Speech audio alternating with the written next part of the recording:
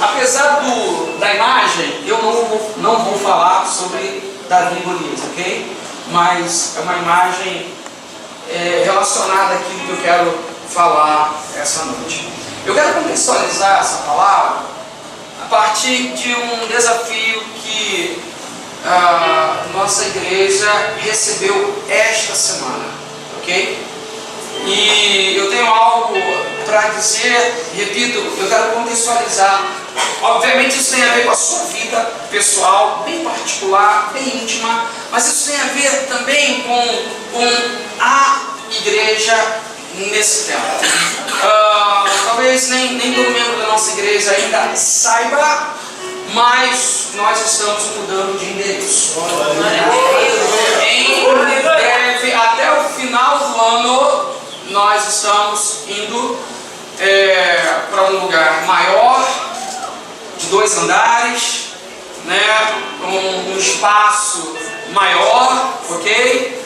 Mais bonito, né, mais confortável, enfim, uma série de outras coisas. E nós compreendemos que isso faz parte, não fica longe daqui, ok? Fica ali em frente ao Shopping Museu. E nós acreditamos que isso faz parte de tudo quanto o Senhor está fazendo em nossa vida nesse tempo. Eu quero trazer essa palavra, no final eu quero dizer algo de maneira muito específica que nos aconteceu essa semana. Aliás, essa semana aconteceu um monte de coisas, né? Então, eu quero começar falando daquela história registrada em Números capítulo 13 e 14. É um texto muito conhecido quando Israel sai do Egito, atravessa o deserto e começa a andar até que aquela multidão de milhões de pessoas estão no limiar da terra prometida, ok? Alguns poucos quilômetros para entrar na terra que Deus havia prometido a Moisés e todo o povo que muitos anos passou lá no Egito, e ali se desenvolveu, se tornou uma grande nação dentro daquela outra nação. E aí Moisés faz o seguinte: olha, separa 12 líderes de Israel e faz com que eles fossem até o outro lado para que eles espionassem o outro lado. E aí eles deveriam avaliar se aquela terra de fato era boa, sabe? Se ela era rica, se o povo que habitava lá, quem eram eles, o que eles faziam. Então eles tinham uma missão. E assim então, aqueles 12 espias, dentre esses 12 espias, Josué e Caleb, eles vão para uma missão de 40 dias para espionar aquela terra, e em seguida eles voltam. Quando eles voltam, depois de 40 dias, eles trazem a Moisés o relatório do que eles viram naquele lugar. E a partir daí, eu gostaria que você acompanhasse esse texto que diz assim: quando chegaram a um lugar conhecido como Vale de Escol, cachos, cortaram um ramo do qual pendia um único cacho de uvas. 2 homens carregaram o cacho pendurado numa vara. Colheram também romães e figos. Aquele lugar foi denominado Vale de Escol, em alusão ao extraordinário cacho de uvas que os israelitas colheram ali. Ao cabo de 40 dias, retornaram da exploração da terra.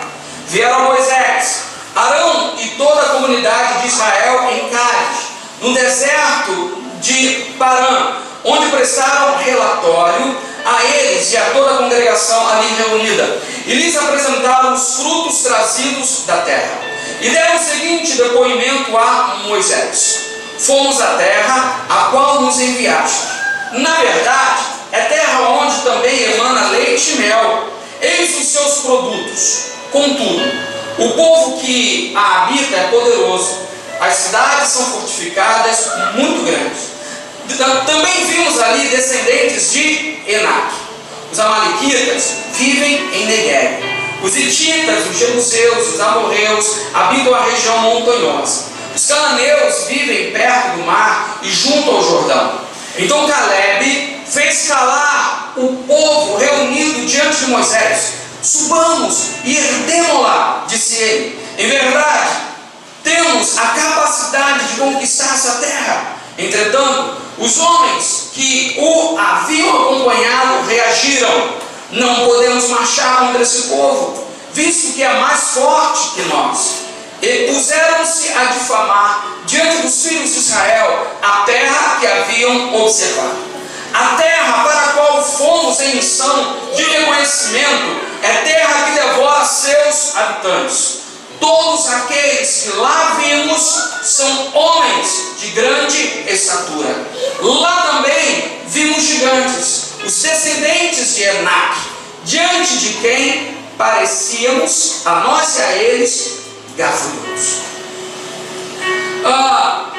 Me chama a atenção o fato de que, depois do relatório que aqueles espias dão a Moisés e ao povo, eles comentam sobre tudo aquilo que eles viram.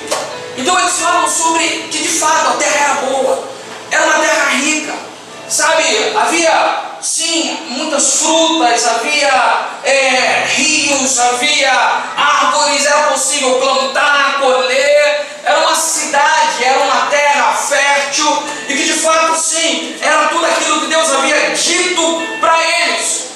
Mas assim, eles também dizem que além de toda essa riqueza, dessa parte boa e produtiva, dessa nova terra que eles estavam indo conquistar, que Deus, por promessa, havia separado para eles, também diz que ali era uma terra cheia de perigos, sabe? Um outro povo já estava ali, e eles então começam a descrever as dificuldades de se apossar dessa terra. Eles começam a falar sobre os povos que já estavam morando ali, como seria difícil eles entrarem, conquistarem, lutarem contra aquele povo. Afinal, eram vários povos, mais numerosos do que eles, mas bem preparados para a guerra do que eles, armados para a guerra, o que eles não eram. Então eles começam a expor todas essas dificuldades. Mas até aí, eu acredito, por conta de outros textos bíblicos, que eles esperavam algumas dificuldades, ok? Eles esperavam, sabe? Talvez eles não achassem que seria assim tão fácil. Porém, existe algo no texto que me chama a atenção. Além daquilo que parecia, pelo menos a princípio, parecia algo esperado, havia algo que eles não esperavam. Havia algo que me parece que os pegou de surpresa: os gigantes. Porque eles falam dos hititas, dos amorreus, dos jebuseus, povos que habitavam aquela terra, mas eles também dizem: aquela terra também tem gigantes.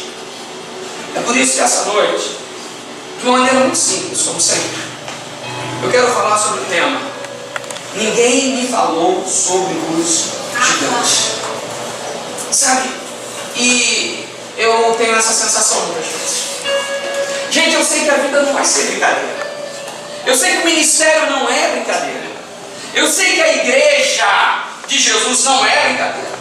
Eu sei que a gente tem dificuldades reais a enfrentar. Eu sei que existem coisas difíceis a fazer. Mas sinceramente, e esse é o meu coração, ninguém me falou do gigante. Me disseram que tinha jebuseu, amorreu, ferezeu, não sei o que, um monte de eu na vida. Mas ninguém nunca me falou do gigante. E aí, eu sei que muitas vezes, diante de situações que a gente passa, que ninguém vive aqui em Alice no País das Maravilhas. Essa vida é de verdade, amém? Amém. Ok? Então, se você não sabia, saiba hoje, essa vida é de verdade. Mas às vezes ela é mais dolorosa e mais difícil do que nós queremos que ela de fato fosse. Eu quero, então, essa noite, falar sobre esse tema. E aí sim, eu quero começar, em primeiro lugar, então, falando sobre que as promessas de Deus não significam que tudo será fácil e nem rápido. Você pode ler essa frase comigo? Vai. As promessas de Deus não significam que tudo será fácil e nem rápido.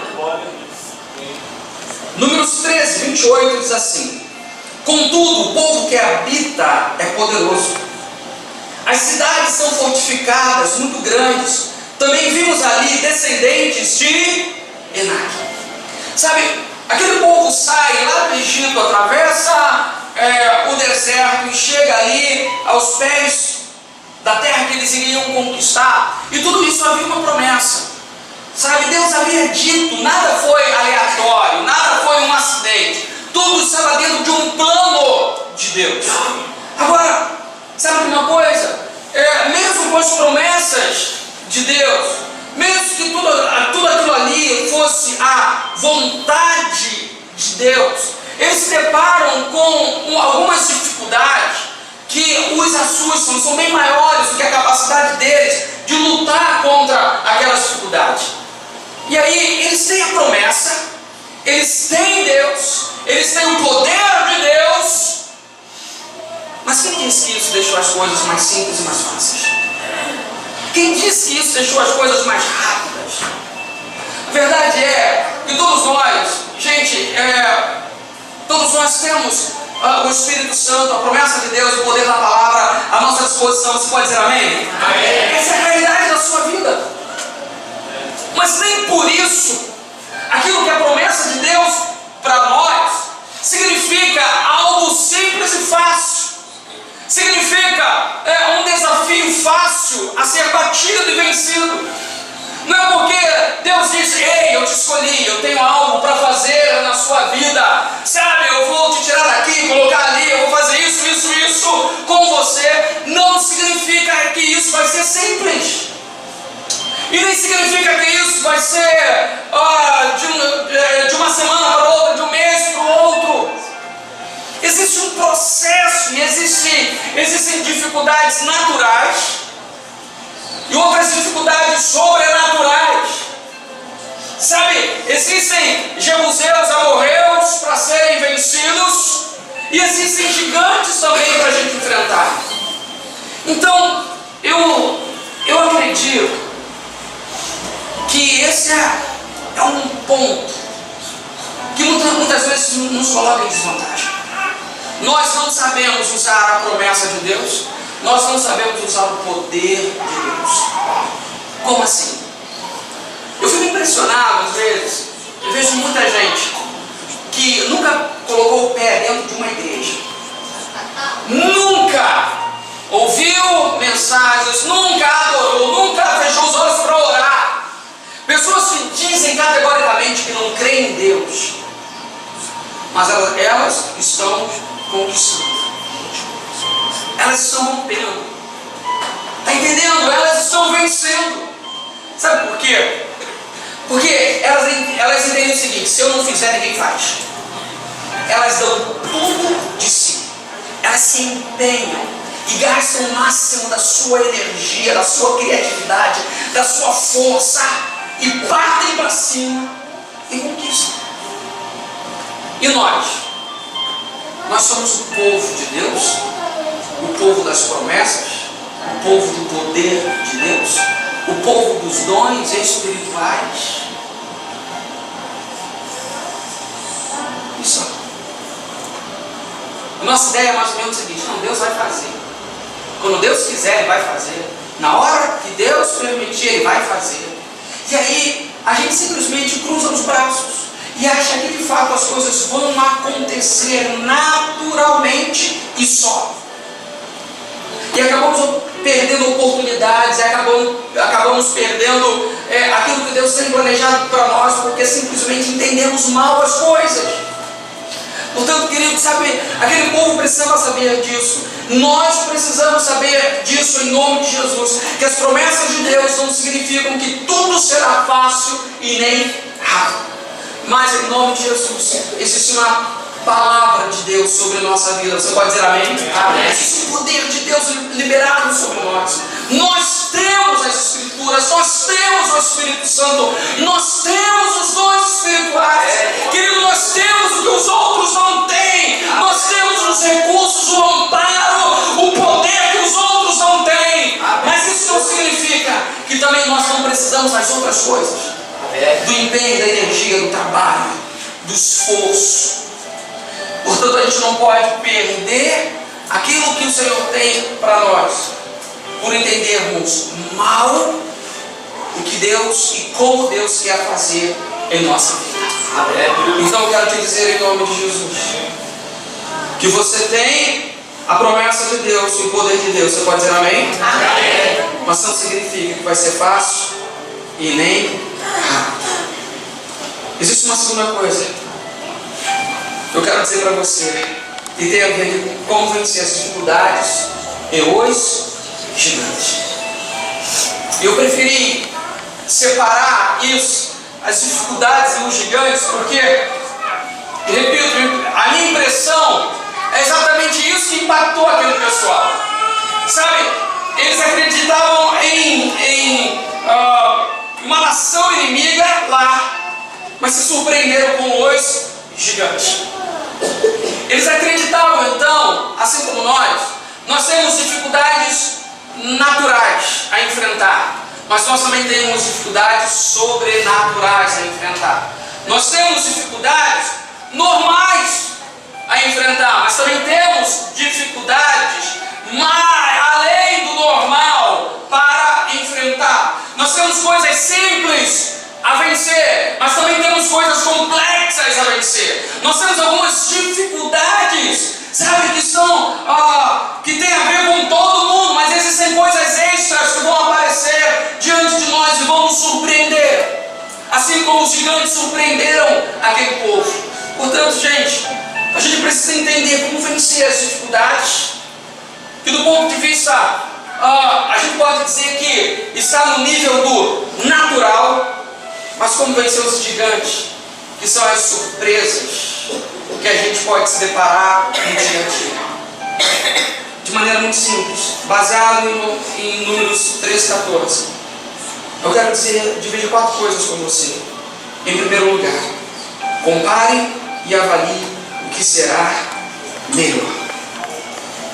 Números 14, versículos 6 e 7 diz assim: dentre aqueles que espiaram a terra, Josué, filho de Num, e Caleb, filho de Jefoné, rasgaram imediatamente suas vestes e exclamaram perante toda a comunidade dos israelitas ali reunida: a terra que em missão fomos averiguar é muito boa, um lugar excelente. O que eles estavam dizendo? Ei, sabe, essa terra, Josué e Caleb estavam dizendo, essa terra que a gente observou, avaliou, olhou, essa terra que a gente espionou, pode acreditar, é melhor do que essa que a gente está. A gente está no meio do deserto, num lugar de escassez, a gente está num lugar mais complicado, mas eu garanto para vocês que essa terra que a gente foi lá espionar, ela é melhor do que a terra que a gente está. É uma terra produtiva, é uma terra que tem perspectiva de futuro, sabe? É um lugar que a gente vai poder desfrutar sim. Eu quero dizer para vocês que lá é melhor do que aqui. Gente, olha só, sabe, quando a gente vai tomar decisões na nossa vida, a gente precisa sim comparar o que é e o que pode ser. A gente precisa comparar o que estamos vivendo ou aquilo que nós podemos viver. A gente pode comparar o presente com o futuro. A gente pode comparar aquilo que nós podemos experimentar agora com aquilo que nós podemos experimentar depois. É isso que nos move a tomar decisões. É isso que nos faz escolher. Quando a gente olha para frente e observa e avista uma terra que nos parece melhor, a gente observa, avalia e toma uma decisão. Isso tem a ver com a sua vida. Sabe, isso tem a ver com a sua vida profissional, com a sua vida acadêmica, com a sua família. Isso tem a ver com o seu presente, com o seu futuro. Mas isso tem a ver com a gente como igreja. E nós entendemos que Deus disse para a gente esses dias isso. Avalie, compare e avalie o que será melhor. É por isso que nós acreditamos que o Senhor está nos mandando para um outro endereço, para um outro lugar. O Senhor nos fez olhar, avaliar e dizer: ei, lá nós teremos mais perspectivas. Lá me parece que a terra é mais fértil. Lá nós teremos mais possibilidades de realizar. Queridos, nós já experimentamos aqui. Está entendendo? Nós já experimentamos aqui. Agora o Senhor está nos desafiando a avaliar, a comparar e a seguir em frente em nome de Jesus. Sabe, nós já fizemos a avaliação. Nós entendemos que é exatamente isso. E queremos dizer sim para aquilo que o Senhor nos apresentou. Na pior das hipóteses, é aquilo que eu disse para vocês no domingo retrasado. Os 4 leprosos disseram: se a gente ficar aqui, a gente morre. E se a gente for, a gente morre. Então vamos, pelo menos a gente morre fazendo alguma coisa, amém, gente? O pior é morrer sem fazer nada. Amém. Portanto, a gente precisa vencer as dificuldades e os gigantes que nos apresentam. Para isso, a gente precisa comparar e avaliar o que será melhor. E a partir disso você vai tomar as suas decisões. A segunda coisa, para vencer gigantes e dificuldades, é manter o foco. Não desvie o olhar. Você pode repetir essa frase? Diga: mantenha o foco, não desvie o olhar. Números 13, 32 diz assim: e puseram-se a difamar diante dos filhos de Israel a terra que haviam observado. A terra para a qual fomos em missão de reconhecimento é terra que devora seus habitantes. Todos aqueles que lá vimos são homens de grande estatura. Olha só, dos 12 espias, 10 disseram isso. Eles reconheceram que a terra era boa. Eles reconheceram que a terra era rica. Mas sabe de uma coisa? E aliás, o texto diz que eles puseram a difamar.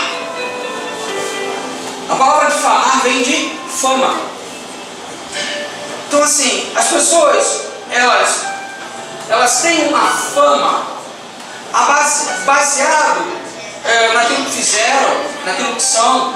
Sejam pessoas, sejam lugares, elas são famosas por alguma coisa.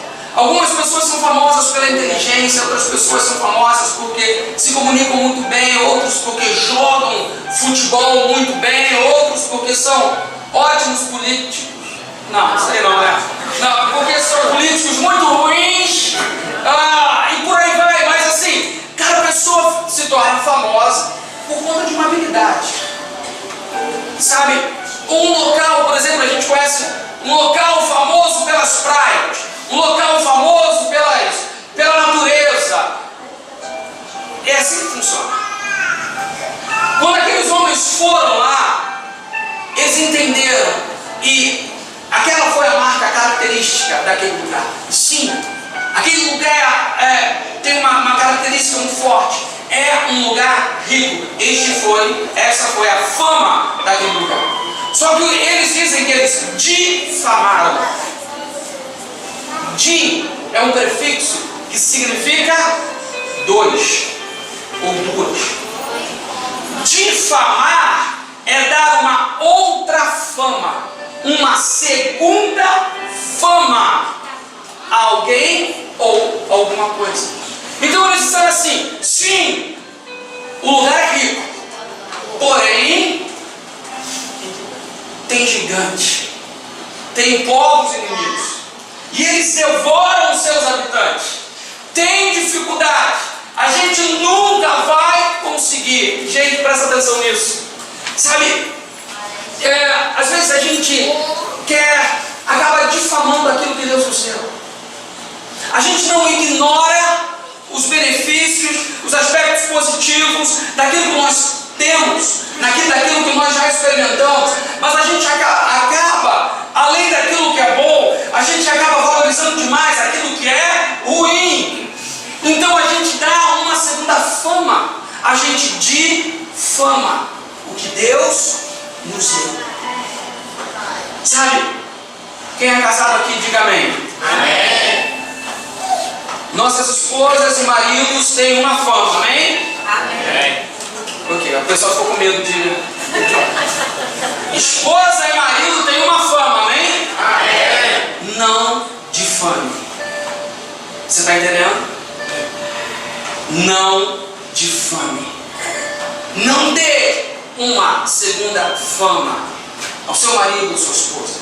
Você não tem que contar nada para ninguém a respeito dos defeitos do seu marido e da sua esposa. Seus filhos têm fama, amém? Amém. Não dê uma segunda fama aos seus filhos. Sabe? Esse foi o grande problema daquele povo. Sabe, uma vez que eles deram uma segunda fama, eles desviaram o olhar. Porque a terra tinha coisas boas e tinha também coisas ruins. A terra tinha suas dificuldades. E aí, eles simplesmente tiraram o foco.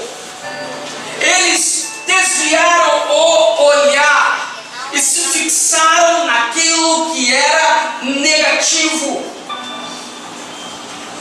Mais uma vez, é isso que acontece no casamento. A gente fixa naquilo que é negativo. Muitas vezes é o que acontece na igreja. A gente fixa aquilo que é negativo. E a gente esquece aquilo que é bom, aquilo que é positivo. Sabe, nós estaremos saindo para um outro lugar.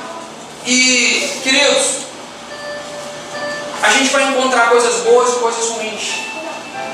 A gente vai encontrar coisas positivas e coisas negativas. Agora, peraí. Os seus olhos vão se fixar em quê? Você vai se manter preso. O seu olhar em quê? A gente precisa, em nome de Jesus, maximizar aquilo que é bom. Você pode dizer amém? Amém. Ok? Sem ignorar aquilo que é ruim. Nós não queremos ignorar. Nós levamos em conta. Mas nós queremos manter os nossos olhos fixos naquilo que é bom. O apóstolo Paulo, quando ele fala sobre o alvo, ele diz assim: olha, a gente precisa manter os nossos olhos fixos no alvo. A gente não pode desviar. Você se lembra de Pedro? Enquanto andava sobre as águas, o texto diz que quando Pedro ele olhou para o mar, para o vento, a sua fé foi abalada e ele afundou. Mas enquanto ele manteve os olhos em Jesus, ele conseguia andar sobre as águas.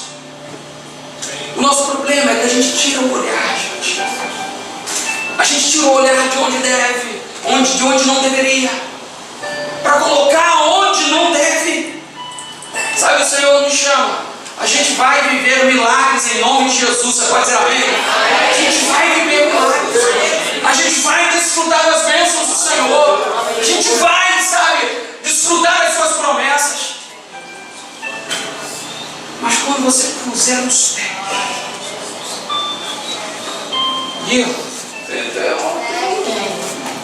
uma lama ali, pastor, tem um lugar empoeirado, tem uma vala ali pro outro lado, tem como é que vai ser, gente? Você está entendendo? Não difame a terra que o Senhor nos deu.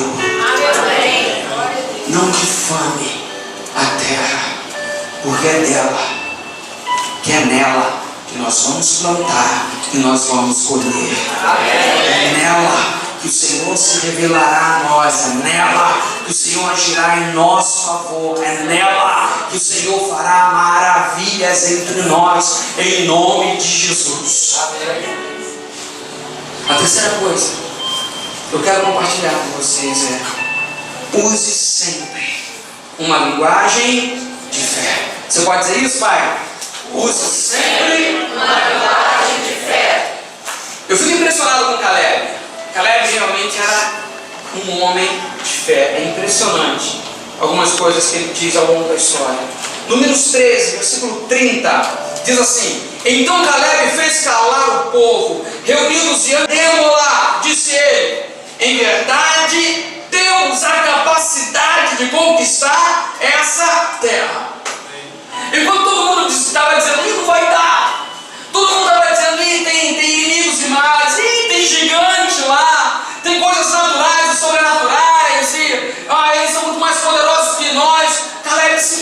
assim, gente, cala a boca.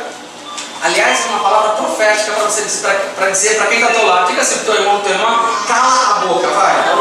Aproveita que você sempre tem que dizer isso, nunca teve coragem.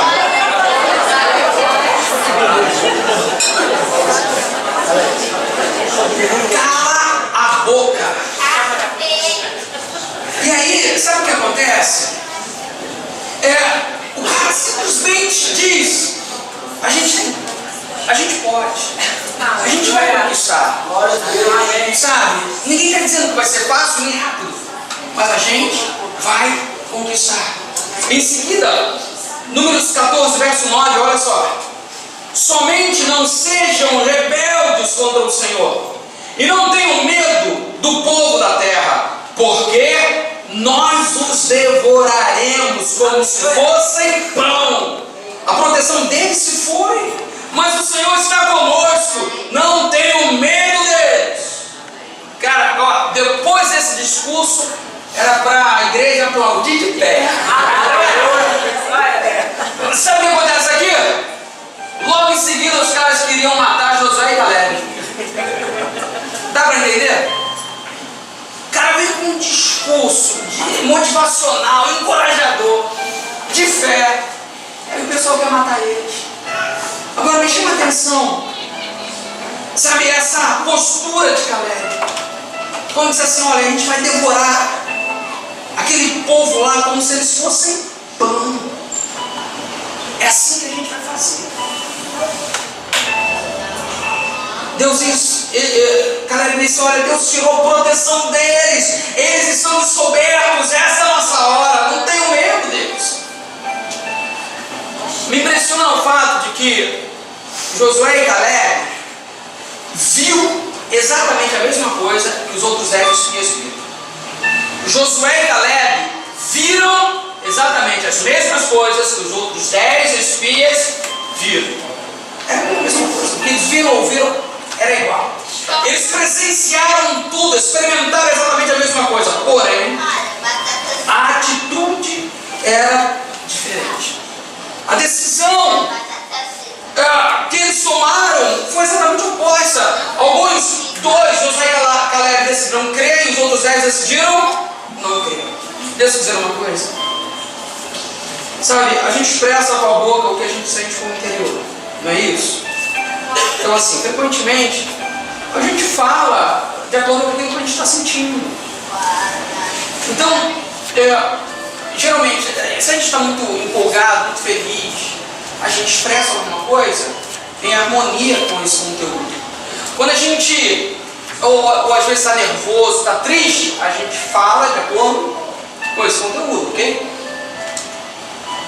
E aí, Caleb, aqui, certamente, assim, era um homem diferenciado, né? Era um homem diferenciado, assim como Josué, do ponto de vista da fé. E aí ele começa a expressar aquilo que estava no seu coração, no seu interior. Então ele começa a jogar para fora aquilo que ele realmente acreditava. Então, assim, gente, da perspectiva da fé, a gente vai ter facilidade de falar e de expressar algumas coisas se a gente estiver sentindo aquilo, ok? Então você acredita, você fala. Você acha que é possível, você fala. Você acha que Deus vai dar vitória, você fala. E essas coisas vão sair naturalmente. Porém, nem sempre é assim. Amém? A gente olha e de verdade a gente não acredita. A gente percebe algumas realidades e a gente não se sente tão à vontade. A gente observa e, sabe, a gente não fica nem um pouco empolgado. Agora, sabe uma coisa? Eu já experimentei isso na prática mesmo. Eu posso andar com vista e aí simplesmente falar e repetir exatamente o que eu estou vendo. E à medida que eu vou falando aquilo que eu vejo, eu não sei se você já teve essa experiência. Ok, vamos lá. Pesquisa de campo. Você já estava se sentindo meio desanimado, desencorajado, chateado, aborrecido com alguma coisa. E aí você começou a falar sobre isso. Falou sobre todo o seu desencorajamento, do seu desânimo, sua tristeza, blá, blá, blá. E muitas coisas a respeito de você mesmo, ok? A respeito da sua própria, do seu próprio interior. E você começou a falar. No final, você está se sentindo melhor ou pior? Desde que eu respondo. Pior. A gente está pior. Poxa, mas eu achei que depois que eu desabafasse. Você está falando assim, oh Jesus. Olha, entendeu? Eu falei em língua isso aí. Você precisa ter o dom de discernimento, o dom de interpretação de língua. Fazer o que, né? Essa foi boa. Fazer o que se vocês não estão no mesmo nível. Eu até pensei em falar de novo, mas eu não vou falar. Vocês podem ficar com inveja de mim. E aí o que acontece é que as pessoas falam e depois vem com uma nada. Porque até para falar você precisa de... Eu já ensinei isso aqui. O terapêutico é uma coisa diferente, enfim, eu não vou voltar a isso. Agora, é verdade também que quando a gente procura ser positivo, otimista, não que eu seja esteja convicto daquela vitória, mas se quando eu começo a falar de maneira positiva, otimista, como quem crê, ainda que eu não creia tanto, mas eu creio pouco, e no pouco que eu creio, eu falo, gente, a gente muda o interior. É por isso que a palavra de Deus nos chama a atenção para a maneira como a gente fala sobre as coisas que saem da nossa boca. Está entendendo? E aí assim, eu posso mudar as realidades do meu interior e da minha fé a partir daquilo que eu falo. É por isso que somos orientados a encher a nossa boca com a palavra de Deus. Amém? Somos orientados a falar o que Deus fala, a afirmar o que a Bíblia afirma. Por isso, a gente precisa de uma linguagem de fé a respeito de coisas sobre a nossa vida. Existe uma coisa particular que eu estou falando com Deus esses dias, sabe? Eu comecei a falar com Deus e fazer usando uma linguagem de fé, de que sim, Deus vai abençoar, Deus vai dar, que vai acontecer. Ok, gente, vocês sabem muito bem que eu não sou nem um pouco adepto dessas teorias do pensamento positivo, não tem nada a ver com o pensamento positivo, tá bom? Mas tem a ver com ajudar a sua fé.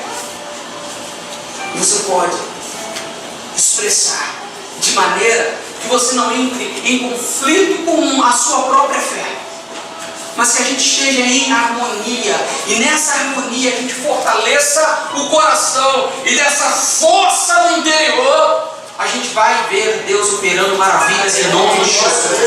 Até porque se for o contrário, a gente desanima, a gente para de orar, a gente para de crer, a gente desiste. E essa não é uma opção que você tem. Não é uma opção que a gente tem. Não é. Portanto, é necessário que haja uma linguagem de fé todos os dias no nosso coração, na nossa vida, ainda que o que estiver diante de nós não seja algo que nos estimule, não seja algo que nos encoraje a crer, mas como eu disse não há muito tempo, a gente crê baseado não naquilo que está fora de nós, mas naquilo que está dentro de nós. Você tem a palavra do Espírito Santo. Você pode dizer amém? Amém. É por isso que nós cremos. Então eu quero te dizer, mantenha uma linguagem de fé, assim como Caleb. Tenha uma linguagem de fé todos os dias na sua vida. E nós vamos mudar o clima do nosso interior e ao nosso redor, em nome de Jesus. A última coisa que eu quero compartilhar com você é: confie muito mais no Senhor do que em seu próprio empenho. Números 14, verso 8 diz assim: se o Senhor se agradar de nós, Ele nos fará entrar nessa terra, onde mandam leite e mel, e a dará a nós. Essa foi a palavra de Caleb mais uma vez. Sabe, ele diz assim: se o Senhor se agradar. Ele nunca cogitou na hipótese de que Deus simplesmente iria estralar o dedo e fazer as coisas acontecerem sem que houvesse uma interação direta com aquilo que estava acontecendo.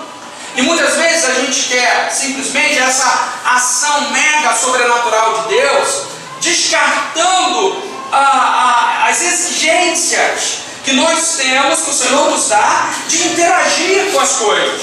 Por exemplo, aqui esses dias atrás ministramos sobre como Deus afugentou o exército da Síria. Eles ouviram um barulho, acharam que um exército inimigo estava se aproximando e eles saíram correndo. Essa foi a vitória de Deus. O que o povo fez? Absolutamente nada. Nada e nada. Mas se a gente observar, a grande maioria dos combates de Israel contra os exércitos inimigos, a gente vai observar que houve sim confronto corpo a corpo. Houve a necessidade de puxar espada, arco, flecha, lança, tudo isso. Por isso muitas vezes nós cogitamos apenas nessa ação de Deus que independe de nós. Mas na grande maioria das vezes, gente, o Senhor vai agir comigo. O Senhor vai agir com você, em parceria. Se a gente não fizer nada, Deus não fará nada.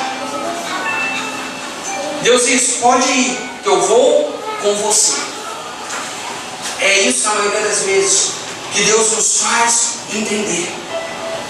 E aí a gente confia na palavra, a gente confia no poder da oração, e a gente confia no poder do jejum, porém a gente também precisa trabalhar junto com Deus. Queridos, olha só, nós somos parceiros de Deus naquilo que Deus quer fazer nesse mundo. Você pode dizer amém? Amém. Nós trabalhamos junto com Ele em nome de Jesus. E aí nós confiamos no Senhor. Sim, nós confiamos no Senhor em primeiro lugar. Mas nós trabalhamos, mas nós realizamos, mas nós fazemos a nossa parte. E Caleb diz: olha, se o Senhor se agradar de nós. Na sequência do texto, no versículo 9, ele diz assim: olha, então somente não sejam rebeldes. Ou seja, olha, não faça diferente daquilo que Deus quer. Não haja diferente da maneira como Deus quer que a gente haja. Não se rebelem contra Ele. E aí, eu quero afirmar isso em nome de Jesus. Se o Senhor se agradar de nós, Ele nos fará herdar esta terra. Se o Senhor se agradar de você, Ele fará você herdar a terra que Ele tem te dado. Nada tem a ver em se tornar merecedor daquilo que Deus vai fazer, não é isso. A gente só não pode se tornar inadequado, está entendendo? Quando Deus determina como as coisas devem ser, eu preciso simplesmente me enquadrar nessas condições de Deus e parar de inventar e me rebelar e fazer outras coisas. Porque se eu simplesmente andar em obediência, o que vai acontecer? O Senhor vai se agradar de mim. Queridos, se o Senhor se agradar de nós, se a gente harmonizar a nossa fé, está entendendo? Se a gente se unir em um alto nível de oração, se a gente se unir em um alto nível de jejum, se a gente se unir em um alto nível de santificação, se a gente se unir em um alto nível de trabalho, o Senhor nos fará herdar essa terra em nome de Jesus. Porque Ele vai dizer assim: eu me agradei de vocês, estou gostando do que eu estou vendo, essa é a minha vontade. Deixa eu terminar dizendo algo. Estou dizendo tudo isso hoje, mas até domingo passado à tarde a realidade era muito diferente. Não tenho nenhum orgulho do que eu vou dizer agora, a partir de agora. Domingo passado à tarde, em casa, a Renata estava fazendo os bolsos para ministrar à noite, e eu disse para ela: cansei. Eu disse: eu desisto, eu não quero mais. Eu estava falando sim da igreja, do ministério aqui.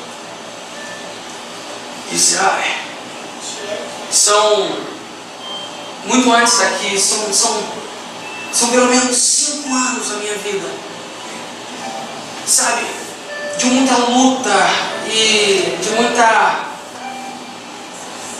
dificuldade. Isso para mim, eu disse: olha, eu não aguento mais. É um desgaste emocional, mental e físico. Eu já disse para ela: ok, vou fazer uma coisa. Eu tenho um amigo meu, pastor, que eu amo muito, fica perto daqui, ali perto da Garinal, a igreja dele. Eu falei: vamos fazer uma coisa, eu quero parar, eu preciso descansar. Eu falei para ela: eu preciso descansar. Eu não aguento mais essa correria, eu não aguento mais esse estresse, eu não aguento mais viver essa tensão. E aí, poxa, vamos lá para lá, porque é um homem de Deus, é um homem santo, sabe? E eu, por outro lado, tão decepcionado com igrejas, com pastores, com um monte de coisa coisa que a gente não sabe, coisa que a gente não entende. De verdade, eu sempre busco respostas na palavra. Eu acho que uma das características no meu ministério ao longo dos anos foi que eu forneci ao povo muitas respostas. Que quando eu começava a ministrar, as pessoas: então por causa disso. Cada mensagem eu trazia respostas. Mas chegou um momento que eu fiquei sem as respostas, porque estava acontecendo comigo. Eu venho de uma sequência de mensagens, aí é muito pessoal, talvez vocês não tenham percebido isso, que eu trouxe muitas respostas. Eu estava falando de mim, gente. As últimas mensagens que eu preguei aqui, eu estava falando de mim. Ministrei 3 mensagens sobre José, eu estava falando de mim. Ministrei 2 mensagens sobre Jó, eu estava falando de mim. Sabe? Aqueles 4 leprosos, se lembra? Eu estava falando de mim. E aí, eu disse: poxa, eu estou decidido quarta-feira lá conversar com ele. Ele é um homem de Deus, eu confio nele. E quem quiser estar com a gente, vai com a gente. Vai estar lá com a gente. E por que eu disse isso? Por causa do meu desgaste de muitos anos para cá, de vivendo uma vida muito centrada no Senhor, muito responsável diante de Deus, uma vida de oração, uma vida de santidade, uma vida de bom testemunho, e diante de coisas que eu não consigo entender, sabe, Deus abençoa pessoas que eu digo para Deus: Senhor, se fosse eu não abençoaria. Mas se eu quero abençoar, vou fazer o quê, né? Quem sou eu? Mas se fosse eu não abençoaria. Se eu fosse você, eu abençoaria. Nós dois sabemos que eu dou certo. Ok. E aí, eu de verdade falei, chega. E a gota d'água, é que eu estava,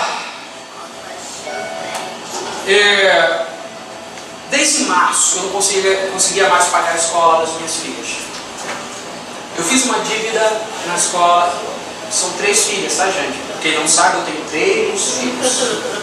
Sai caro ter mulher dentro de casa, gente, como é caro?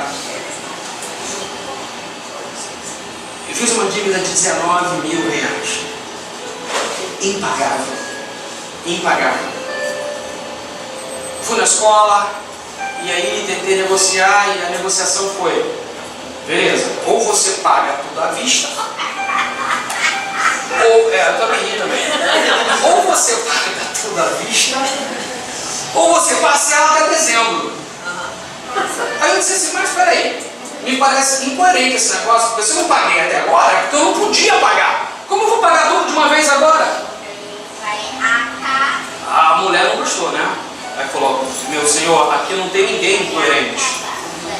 A escola não é incoerente. E aí assim, isso na semana passada, né? Passada. Quando tentei negociar, conversar, não deu certo. Eu estava assim, muito mal. E parar com o ministério não ia pagar as minhas dívidas. Mas ia me tirar um peso de responsabilidade. Eu disse para Deus, eu não aguento mais o desgaste de tantos anos. E então, no domingo à tarde, a decisão estava tomada. Só falei com minha esposa que na quarta-feira eu ia comunicar, que eu liguei para o pastor amigo meu, e eu iria lá para a gente conversar, e depois eu iria conversar com vocês.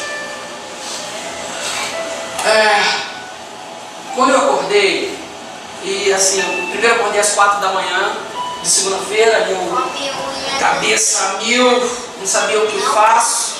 De verdade, eu já estava no limite mesmo, sabe? E eu falei, ali eu parei, fui para a sala, fiquei lá um tempo, aí acabou que 6 horas da manhã começou a me dar sono, eu ia trabalhar, perdia o horário, né? E acabei levantando, era mais ou menos 9h30 da manhã. Quando eu acordei, tinha uma pessoa lá em casa. Eu não estou autorizado a dizer o nome da pessoa, ok? Por isso eu não vou dizer. Gostaria muito de dizer. Tinha uma pessoa lá em casa. Ok? Aí sentamos lá e começamos a conversar. E aí eu disse, eu não sei como nós entramos no assunto, enfim. E aí eu disse, eu estou devendo 19 mil reais para a escola. Ela disse assim para mim, pastor, está tudo pago. Falei, mas sabe como aquele negócio é bom demais para ser verdade? E aí a gente falou, eu sinceramente fiquei confuso. Eu não sabia o que pensar, eu não sabia o que dizer. O quê? Está tudo pago. Mas como assim? Não, nós já fomos lá na escola e pagamos tudo. Absolutamente tudo. E eu me negava a acreditar. Porque assim, uma notícia dessa, o que você faria? Dava um pulo, dava glória a Deus, dançava, falava em línguas, ok, soltava fogos, quebrava a janela, gritava pro vizinho. Do jeito que eu estava, eu fiquei. Porque eu estava absolutamente confuso e eu não estava entendendo. Mas sim, minha dívida, a pessoa disse assim, pastor, você não pregou domingo passado que Deus muda o quadro da nossa vida da noite para o dia? E quando estava falando sobre aqueles 4 leprosos, vocês não sabiam. Repito, mas eu estava falando da minha vida. Eu queria achar ouro e prata no meio do caminho, gente. Eu achei. Eu achei Tinha 19 mil reais no meio de trazer. Ok, só que eu tinha tomado uma decisão no domingo à tarde. Eu me mantinha firme na minha decisão. Eu disse, Senhor, eu disse que eu quero parar. Porque eu estou cansado. Eu estou cansado. Tantos anos, sabe? Eu preciso. Aí o pessoal veio com mais uma notícia. Pastor, eu fiquei sabendo no domingo o pessoal já tinha planejado sair para ver. Eu fiquei sabendo no domingo, até iria, mas acabei dormindo demais e tal. Enfim. O pessoal saiu para ver a loja. Que eu não sabia até domingo, né? Domingo que eu tomei a decisão, domingo à tarde, domingo à noite, me disseram, pastor, amanhã a gente vai ver uma outra loja para a gente ir. Aí na segunda-feira também, me deu uma notícia. Acho que a gente foi ver a loja. Primeiro eu tinha ido em uma loja. A loja que foram ver, estava no planejamento ver, acabou que não foi aprovada, o pessoal não gostou. Mas aí, acidentalmente, alguém viu uma outra loja que era bem melhor do que a que tinham ido ver. Porque era maior, tinha 2 andares. E aí, o que acontece? Chegam, dizem da loja, e eu não respondi nada, porque eu já tinha tomado uma decisão no domingo. Eu disse, não, eu quero parar. E aí passou terça, e na quarta-feira o pessoal, e aí pastor, o pessoal não sabia o que tinha acontecido comigo. Falei, tá bom, vai, pode ser. O pessoal foi na loja, né? Deixa eu...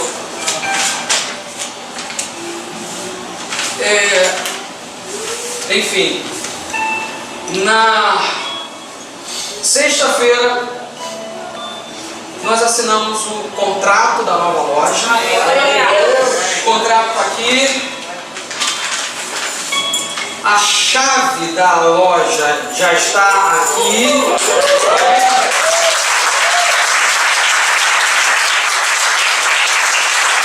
Só que eu tinha tomado uma decisão no domingo à tarde. Trabalhar.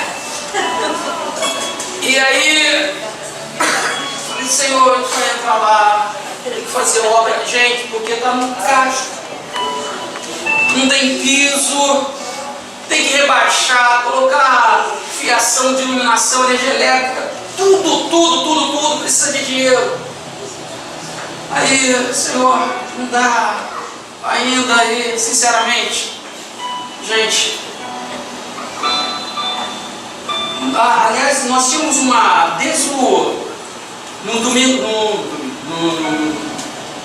final de 2016, sem saber ainda qual seria o rumo da minha vida, o que nós iríamos fazer, eu havia falado com o pastor Felipe Murdock, porque ele preside uma organização que contribui, sabe, para a implantação de novas igrejas. Aí ele falou, poxa, André, se você quiser eu coloco o teu nome na fila. Eu falei, tá bom, coloca. Aí colocou meu nome na fila. E na época eram uns 9 mil reais, mais ou menos. Era um dinheiro que veio dos Estados Unidos, enfim. E aí, estava lá, então fosse passando, eu liguei para ele algumas vezes, né? Porque assim, eu pensei, poxa vida, se eu fosse fazer alguma coisa, esse dinheiro seria bom, né, gente? Aí, sabe o que aconteceu, gente? Na sexta-feira, eu recebi uma ligação. O pastor Marcos, que trabalha com o pastor Felipe, disse. Eu, sinceramente, fiquei assim, confuso. Mas eu entendi. Ok, Deus está dizendo, continua. Eu falei, Senhor, ok, eu tiro o que eu disse e eu vou continuar em nome de Jesus.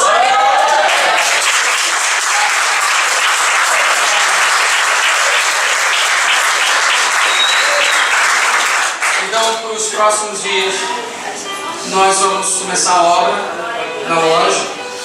O Léo está à frente de tudo, ok? Olha só, gente, se não fosse o Léo, a minha resposta possivelmente seria a mesma. Eu estou fora, eu não aguento mais. O Léo entrou, né, e assumiu, vamos embora, vou fazer. Porque eu já, sinceramente, eu preciso daquele descanso, né? Mas as minhas férias Deus adiou para daqui a algum tempo.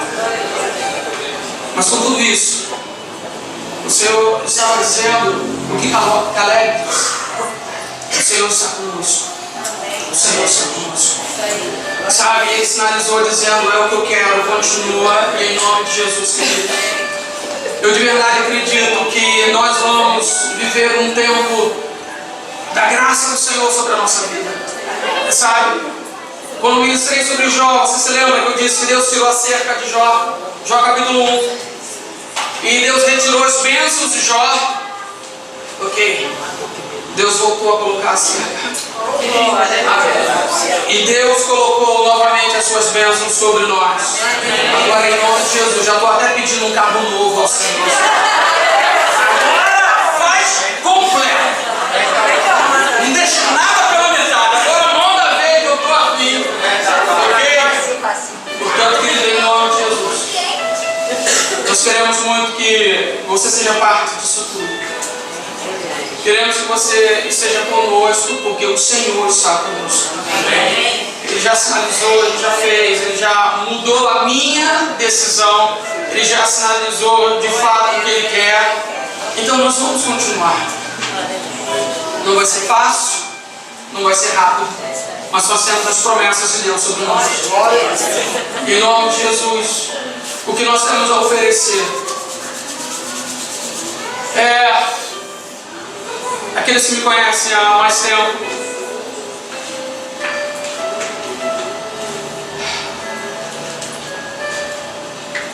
aqueles que me conhecem fora do púlpito, porque eu já disse muitas vezes, é fácil enganar aqui em cima, gente. É fácil enganar aqui em cima. É quando a gente sai daqui.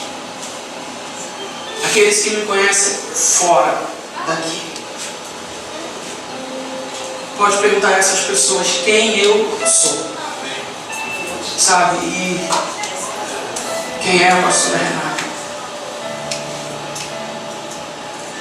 E se vocês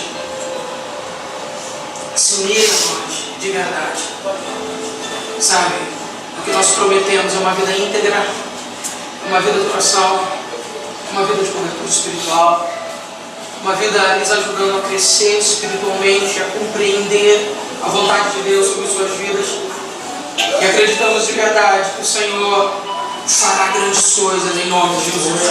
Você pode ser parte disso tudo em nome de Jesus. Você pode ficar de pé em nome de Jesus.